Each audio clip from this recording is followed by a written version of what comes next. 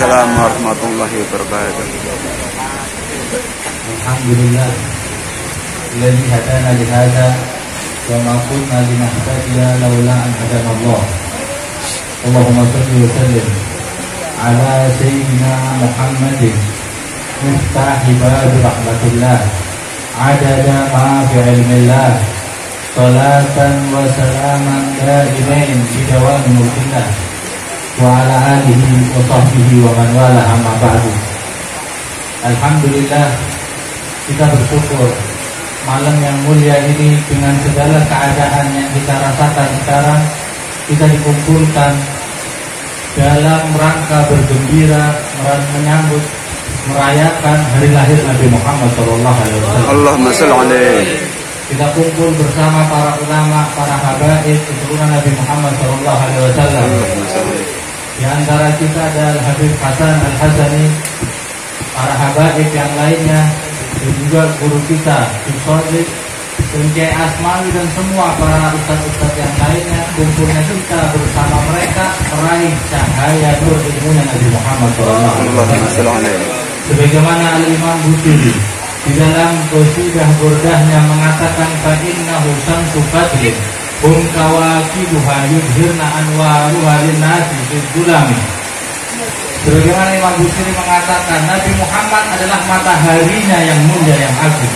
Sahabat, keluarga Nabi Muhammad, ulama, pewaris Nabi Muhammad seakan bintang-bintang yang menerangi kita umat manusia. Di dalam menjalani masalah kehidupan yang kita alami, cahaya kita untuk menempuh jalan kehidupan kita yang paling tepat adalah cahaya yang bersambung kepada Nabi Muhammad Sallallahu Alaihi Wasallam. Alhamdulillah kita kumpul, segala perjuangan yang kita alami, hujan, bagaimana tadi dikatakan, kalau mau ceritakan hujan hubungannya dengan Nabi Muhammad banyak. Antara Nabi Muhammad dengan hujan banyak kisahnya. Cuma satu mungkin di antara hubungan hujan dengan Nabi Muhammad SAW, Nabi Muhammad senang kalau turunnya hujan. Itu dalam riwayat disebutkan kalau udah mulai mendung, gelap langit, petir sudah mulai menyambar, Nabi Muhammad mulai merasa gelisah. Kepikiran, takut ini tanda-tanda mau diturunkan azab sebagaimana umat-umat terdahulu diturunkan azab. Perhatian Nabi Muhammad terhadap umatnya. Mikir ini jangan-jangan mau diturunkan azab kayak umat-umat terdahulu, udah gelap, mendung, petir-petir banyak. Tapi ketika hujan yang turun, Nabi Muhammad gembira dan menunjukkan senang Nabi Muhammad atas turunnya rahmat Allah Subhanahu wa Ta'ala. Sehingga sampai diriwayatkan kadang Nabi Muhammad ikut hujan-hujanan. Bentuk senangnya Nabi Muhammad SAW. Mungkin yang perlu kita garis bawahi, di mana sayangnya perhatiannya Nabi Muhammad terhadap umatnya. Cuaca mendung, Nabi Muhammad khawatir, gelisah, takut turun azab untuk umatnya. Padahal Allah sudah janjikan, wa ma kana Allahu liyu'adzibahum wa anta fihim. Allah tidak bakal mengazab kaum Nabi Muhammad ada di antara mereka. Tapi perhatian Nabi Muhammad SAW. Sehingga perjuangan yang kita lakukan, baca maulid hujan-hujanan, bawa dingin, kurang lebihnya perjuangan yang kita lakukan ini untuk meraih ridhonya Nabi Muhammad SAW. Tidak ada apa-apanya. Paling utama untuk kita raih ridhonya adalah ridhonya Allah dan ridhonya Nabi Muhammad SAW. Walaupun kita korbankan segala yang kita miliki, kita curahkan segala tenaga, upaya, harta kita, tidak ada apa-apanya kalau kita mendapatkan ridhonya Allah, ridhonya Nabi Muhammad SAW. Sehingga Allah firmankan dalam Al-Quran, wallahu wa rasuluhu ahaqqun ayurduh in kanu mu'minin. Allah dan Nabi Muhammad Rasulnya itu yang paling berhak untuk kita cari ridhonya, untuk kita bikin Allah dan Rasul ridho kepada kita. In kanu mu'minin, apabila mereka orang-orang yang beriman dengan hak. Kalau memang beriman kepada Allah, beriman kepada Nabi Muhammad SAW, paling sempurna keimanannya adalah ketika dia selalu di dalam gerak-geriknya mencari ridhonya Allah Subhanahu wa Ta'ala, berharap ridhonya Allah dan ridhonya Nabi Muhammad SAW. In kanu mu'minin haqqan, in kanu mu'minin, apabila dia orang-orang yang beriman. Ulama tafsir menjelaskan tentang makna ayurdu, mencari ridhonya. Di situ kalau di dalam bahasa Arab atau ilmu nahwu, Allah ata bi dhamiril mufrad, menggunakan dhamir mufrad ayurduhu, kembalinya kepada Allah dan Rasulnya. Berkata Imam Jalalain dalam kitab tafsirnya, tauhidud dhamir li talazumil ridhain, diifradkan dhamirnya, kembalinya hanya satu dengan lafaz dua, itu karena ridhonya Allah dan ridhonya Rasulullah dari satu. Ketika meridhoi, membuat ridho Nabi Muhammad, maka bikin ridhonya Allah Subhanahu wa taala. Dan tidak mungkin bikin ridho Allah Subhanahu wa taala kecuali hal yang bikin ridho Nabi Muhammad sallallahu alaihi wasallam. Nyambung talazum ridho dua ridho ini nyambung, ridho Allah dan ridho Rasulnya. Maka ketika kita beriman, kita korbankan apa yang kita miliki, hadir mulai kayak gini cari ridho ringan. Yang penting kita berharap dapat ridhonya Allah Subhanahu wa taala. Semoga kita semua berkat apa yang kita lakukan sekarang ini, amalan ini dianggap ikhlas oleh Allah Subhanahu wa taala, hingga mendapatkan ridhonya Allah, mengembirakan hati Nabi Muhammad, mendapatkan juga ridhonya Nabi Muhammad sallallahu alaihi wasallam. Kalau kita mencari ridhonya, senangnya presiden, senangnya orang kaya, senangnya teman, tidak bakal selesai. Ridhonya la. Ridhonya manusia itu angan-angan saja tidak bakal bisa dicapai. Kita kepingin orang senang sama kita 100%, tidak bakal, cuma omong kosong belaka. Tapi ridhonya Allah itu yang paling berhak, yang paling pantas untuk kita cari ridhonya. Makanya kita kumpul kayak gini, yang luarkan tenaganya untuk terlaksananya acara ini, dibikin, dihias, dibikin dengan semua orang yang andil dalam terlaksananya acara ini, tidak lain semua karena cari ridhonya Allah Subhanahu wa taala, ridhonya Nabi Muhammad sallallahu alaihi wasallam. Maka dalam hadis pun Nabi Muhammad memberikan bisyarah, kabar baik, ketika seseorang bisa mengutamakan Allah dan Nabi Muhammad sallallahu alaihi wasallam, maka itu tanda keimanannya sempurna. Bahkan Nabi Muhammad bersabda dalam hadis, salasun man kunna fihi wajada halawatal iman.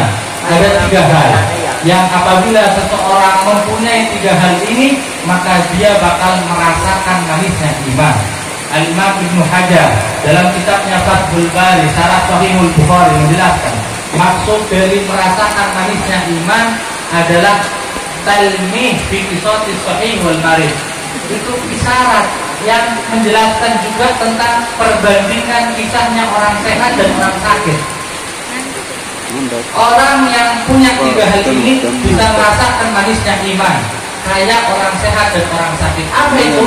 Kita tahu orang sehat walaupun makan madu sekalian, rasanya gambar pahit-pahit juga mesti. Walaupun makan madu, kita tahu madu manis semua. Makan gula, rasanya tidak enak, ada anis-anisnya. Orang sakit kayak gini. Adapun orang sehat benar, sempurna kesehatannya, makan apapun dia terasa enak, makan madu terasa manisnya. Begitu juga keimanan. Nabi Muhammad mengisyaratkan orang yang punya 3 hal ini bakal merasakan manisnya iman. Berarti apa? Imannya benar-benar sehat, imannya benar-benar sempurna, imannya 100%, karena dia merasakan manisnya. Kayak orang sakit, kalau sakitnya 50%, rasanya tidak enak sedikit. Kalau udah sakitnya tambah parah, makan apa aja tidak enak, makanya tidak nafsu makan akhirnya. Kalau sempurna sehat 100%, makan apa aja jadi enak, tempe goreng aja enak masuk, sayur asam sambal juga enak masuk. Cuma kalau lagi sakit, makan sate juga tidak enak rasanya. Begitu juga keimanan, kata Nabi Muhammad, bisa merasakan itu nikmatnya iman, manisnya iman 3 hal. Apa yang pertama kata Nabi Muhammad? Ayatunallahu wa rasuluhu ahabba ilaihi mimma siwahuma. Menjadikan Allah dan Nabi Muhammad yang paling dia cintai dibanding yang lainnya. Menjadikan Allah dan Nabi Muhammad yang paling dia cintai di atas yang lainnya. Kita menghormati orang yang punya jabatan tinggi, tapi tidak kita cintai melebihi Allah dan Rasulnya. Kita menghormati orang yang mungkin sering bantu kita dengan hartanya, tapi tidak kita cintai melebihi Allah dan Rasulnya. Bahkan orang tua, anak kita, saudara kita, jangan sampai kita cintai mereka melebihi cinta kita kepada Allah dan Rasulnya. Dan ini tidak bertentangan sebenarnya. bukan mengajarkan kita untuk tidak menghormati, tidak mencintai orang tua. Karena mencintai orang tua, menghormati orang tua, cara yang paling benar adalah ketika dia mengutamakan cintanya kepada Allah dan cintanya kepada Rasul. Orang yang kenal cinta kepada Allah, cinta kepada Rasul, pasti cinta sama orang tuanya, otomatis 100%. Karena tidak mungkin orang yang kenal cinta sama Allah, kenal cinta sama Rasul, akhirnya kurang ajar, durhaka sama orang tuanya. Tidak mungkin, karena syariat Nabi Muhammad yang Nabi Muhammad ajarnya mewajibkan seseorang untuk menghormati orang tua, mewajibkan seseorang sayang sama anak kecil, mewajibkan seseorang hormati yang lebih tua, perhatian sama anaknya, sama saudaranya, sama tetangganya. Makanya ketika orang benar-benar cinta kepada Allah, cinta kepada Nabi Muhammad, maka semua urusan kehidupannya bakal sempurna, bakal baik dunia dan akhirat. Ini yang pertama, menjadikan Allah dan Rasulnya yang paling dia cintai melebihi segalanya. Yang kedua, ayyuhibbal mar'a la yuhibbuhu illa lillah. Cinta sama orang, dia boleh cinta sama orang, tapi dia tidak mencintai orang kecuali cintanya karena Allah Subhanahu wa ta'ala. Saya cinta akrab sama teman, senang sama teman saya, senang sama temannya, usahakan karena Allah. Ajak teman kita untuk hadir majlis, ingatkan teman kita kalau berbuat hal yang dilarang oleh Allah, maksiat. Itu cinta sama teman karena Allah Subhanahu wa ta'ala. Kita cinta sama istri, gimana cinta sama istri? Apakah membiarkan istrinya buka-bukaan aurat? Apakah membiarkan istrinya melanggar, tidak menjalankan sholat 5 waktunya? Cinta sama istri harus cinta karena Allah Subhanahu wa ta'ala. Peduli nasib dia nanti di akhirat biar selamat. Ingatkan sholatnya, ingatkan untuk menjaga auratnya. Istri cinta suami bersama, bukan membiarkan suaminya dengan segala apa yang dia mau lakukan. Ingatkan suami mungkin waktu sholat lupa, tidurnya kebablasan, subuhnya istri bangunkan. Itu bentuk cinta karena Allah Subhanahu wa ta'ala. Ini yang kedua. Yang ketiga adalah ayyakraha ayyauda ilal kufri kama yakrahu ayyudafa finnar. Benci, tidak mau untuk kembali ke kekafiran atau ke masa gelapnya dia, sebagaimana dia benci dan tidak mau untuk dilempar ke api neraka. Dia tidak mau benci untuk dilempar ke api. Sekarang di antara kita siapa yang mau tangannya dikenakan api atau megang api? Tidak ada yang mau, walaupun dipaksa kita bakal berusaha menghindar, menjauh sejauh mungkin. Begitu juga orang yang kepingin merasakan manisnya iman, kepingin sempurna imannya, seharusnya dia menjauh sejauh-jauhnya ke kegelapan, ke kekafiran, ke maksiat kepada Allah Subhanahu wa ta'ala, seperti dia menjauh dari api. Menjauh dari api itu maksiat, anggap api, jauhi maksiat sejauh-jauhnya. Ini 3 hal yang menyebabkan dia merasakan manis dalam imannya, sempurna imannya. Ini 3 hal, dan semuanya adalah ketika dia mengutamakan Allah dan Rasulnya, ketika dia benar-benar kenal kepada siapa nabinya. Bahkan di antara ulama, Al-Habib Umar bin Muhammad bin Salim bin Habib mengatakan, mengutip kalamnya para ulama, di antara makna la ilaha illallah adalah Muhammadur Rasulullah. Makna la ilaha illallah itu bisa dipahami secara sempurna ketika seseorang memahami makna Muhammadur Rasulullah. Karena Muhammadur Rasulullah yang membawa kita, yang mengantarkan kita untuk memahami makna la ilaha illallah. Maka kita tahu ceritanya, orang yang paling mulia, yang paling banyak kenal terhadap Nabi Muhammad, yaitu istri Nabi Muhammad, Sayyidah Khadijah. Siti Khadijah orang yang termasuk paling kenal sama Nabi Muhammad, hidup bertahun-tahun bersama berdampingan Nabi Muhammad SAW. Orang yang paling kenal sama Nabi Muhammad, yang bahkan ketika Siti Aisyah mengatakan kepada Nabi Muhammad setelah meninggalnya Siti Khadijah, "Ya Rasulullah, kenapa engkau sering menceritakan Siti Khadijah terus? Bukankah Allah telah menggantikanmu yang lebih baik daripada Siti Khadijah? Qad abdalakallahu khairan minha." Allah telah mengganti untukmu yang lebih baik daripada Siti Khadijah. Maksudnya Siti Aisyah, kan sudah ada saya istri baru lagi. Siti Khadijah sudah meninggal. Akhirnya Nabi Muhammad langsung beda mukanya, terperanjat sambil mengatakan, "Wallahi ma abdalani Allahu khairan minha." Demi Allah, Allah tidak pernah menggantikan untukku yang lebih baik daripada Siti Khadijah. Kenapa Siti Khadijah? Apa mulianya? Kata Nabi Muhammad, qad amanat bi hina kafara biyan nas. Siti Khadijah adalah manusia yang pertama kali beriman kepadaku ketika orang-orang mengkafirkan, tidak mau beriman kepada Nabi Muhammad. Siti Khadijah manusia yang pertama beriman kepada Nabi Muhammad. Kenapa Siti Khadijah bisa cepat beriman? Karena telah mengenal hakikat Nabi Muhammad SAW. Walaupun kita tahu tidak ada yang mengenal hakikat 100% Nabi Muhammad kecuali Allah. Yang kita tahu hanya bayangan Nabi Muhammad SAW. Tapi Siti Khadijah termasuk yang memahami siapa Nabi Muhammad, sehingga pertama kali dapat risalah Nabi Muhammad, didakwahi kepada Siti Khadijah, langsung beriman Siti Khadijah. Keimanan kuat Siti Khadijah berkat pengetahuannya tentang Nabi Muhammad, kenalnya tentang Nabi Muhammad. Semakin mengenal Nabi Muhammad, semakin kuat iman tersebut. Kita tahu kisahnya manusia yang disebutkan paling besar keimanannya, yaitu Sayyidina Abu Bakar As-Siddiq. Juga sama, Sayyidina Abu Bakar As-Siddiq sudah menjadi teman Nabi Muhammad dari masa kecil Nabi Muhammad. Umurnya cuma beda 2 tahun antara Nabi Muhammad dan Sayyidina Abu Bakar As-Siddiq. Lebih tua Nabi Muhammad 2 tahun. Sering bersama Nabi Muhammad, sudah mengenal jati diri Nabi Muhammad, sehingga ketika didakwahi langsung oleh Nabi Muhammad, langsung beriman kepada Nabi Muhammad SAW. Sehingga Nabi Muhammad memuji imannya Sayyidina Abu Bakar As-Siddiq dengan mengatakan, ketika saya mendakwahi seluruh manusia, pasti ada tanya jawabnya dulu, adu argumennya dulu. Tanya ini untuk memantapkan keimanannya dia, kecuali Sayyidina Abu Bakar Siddiq. Langsung otomatis 100% langsung beriman kepada Nabi Muhammad SAW.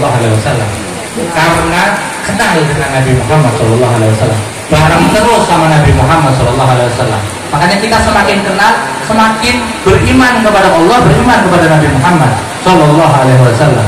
Bahkan kalau kita mau dengarkan kisahnya Sayyidina Abu Bakar As-Siddiq, menunjukkan imannya kepada Allah, cintanya kepada Nabi Muhammad SAW, level paling tinggi Sayyidina Abu Bakar As-Siddiq. Sampai digelari As-Siddiq yang percaya karena imannya yang kuat kepada Allah, kepada Nabi Muhammad SAW.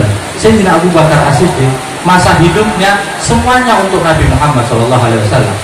Ketika beliau tinggal di kota Mekah sebelum hijrah, orang kaya Sayyidina Abu Bakar As-Siddiq, 9 tokonya di kota Mekah. Tokonya 9. Itu semua beliau infakkan di jalan Allah Subhanahu wa taala untuk bantu perjuangannya Nabi Muhammad SAW. 9 tokonya. Kemudian keluarganya, anak-anaknya semua membantu Nabi Muhammad. Sehingga kalau kita dengar kisah hijrahnya Nabi Muhammad ketika hijrah dari kota Mekah kota Madinah, itu yang ketika Nabi Muhammad beristirahat di gua, yang ngirim makanan setiap hari anaknya Sayyidina Abu Bakar Siddiq, Sayyidah Asma. Yang jaga keamanannya anaknya Sayyidina Abu Bakar Siddiq juga. Semua digunakan oleh Sayyidina Abu Bakar Siddiq untuk membantu Nabi Muhammad SAW. Cinta besar. Sampai Sayyidina Abu Bakar Siddiq pernah mengatakan, di antara perkataannya Sayyidina Abu Bakar Siddiq, maridul habib faquttuhu famaritu min khawfi alaih, kata Sayyidina Abu Bakar Siddiq. Nabi Muhammad sakit, akhirnya saya jenguk Nabi Muhammad. Akhirnya saya juga ikut sakit karena khawatir melihat Nabi Muhammad. Sayyidina Abu Bakar Siddiq tahu Nabi Muhammad sakit, datang jenguk. Pulang jenguk Nabi Muhammad, kepikiran, ya Allah, takut kenapa-kenapa kepada Nabi Muhammad. Kepikiran takut-takut sehingga Sayyidina Abu Bakar Siddiq yang sakit. Kemudian Sufyan Habib fazaroni fatabaraktu min nadhari ilaih. Kemudian Nabi Muhammad sembuh. Akhirnya Nabi Muhammad gantian yang jenguk saya. Ketika tahu saya sakit, gantian Nabi Muhammad jenguk saya. Saya langsung sembuh ketika melihat Nabi Muhammad sudah sembuh. Saya langsung sembuh ketika melihat Nabi Muhammad sembuh. Sakit sehat ngikut Nabi Muhammad karena saking cintanya kepada Nabi Muhammad SAW. Insya Allah kita kumpul di sini.